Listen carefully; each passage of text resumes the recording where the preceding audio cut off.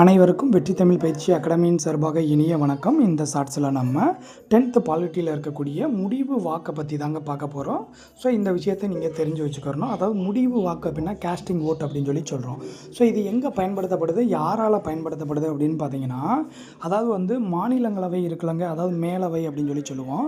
So அந்த மாநிலங்களவையில் ஒரு மசோதா இருக்குது. அந்த மசோதாவுக்கு ஒரு 100 பேர் இருக்காங்கன்னு வச்சுக்கோமே, ஒரு 50 பேர் அதற்கு ஆதரவு தெரிவிக்கிறாங்க, ஒரு 50 பேர் அதை வேணாம், ரிஜெக்ட் பண்ணிடுங்க அப்படின்னு சொல்கிறாங்க. ஸோ இப்போ என்ன பண்ண முடியாது, இப்போ நம்ம முடிவெடுக்க முடியாது. ஏன், 2 பக்கமே வேணுன்றதும் சரி பங்கு இருக்குது, வேணாம் சொல்கிறவங்களும் சரி பங்கு இருக்காங்க. ஸோ அப்போ இந்த நேரத்தில் முடிவெடுக்கிறதுக்கு யாருக்கு அதிகாரம் கொடுக்கப்பட்டிருக்கு அப்படின்னா, துணை குடியரசுத் தலைவருக்கு கொடுக்கப்பட்டிருக்கு. சரியாங்க, மிக முக்கியமானதுங்க.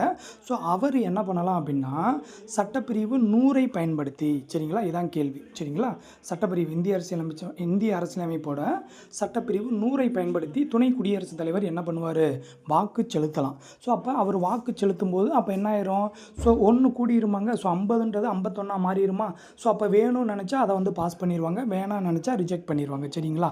ஸோ அதே மாதிரி அந்த மசோதாவுக்கு ஆதரவாகவும் இவர் வாக்கு செலுத்தலாம், அதற்கு எதிராகவும் வாக்கு செலுத்தலாம்.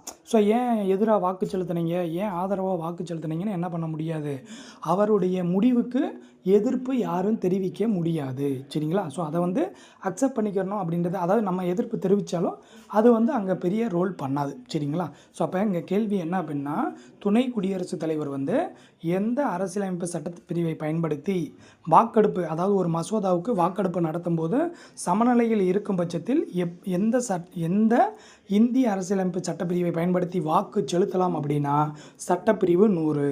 ஸோ ஒரு 100 ரூபா கொடுத்து வாக்கு செலுத்திடுவார் அப்படின்னு ஞாபகம் வச்சுக்கோங்க. சரியாங்க. ஸோ மிக முக்கியமான பகுதி, கொஞ்சம் நல்லா பார்த்து வச்சுக்கோங்க.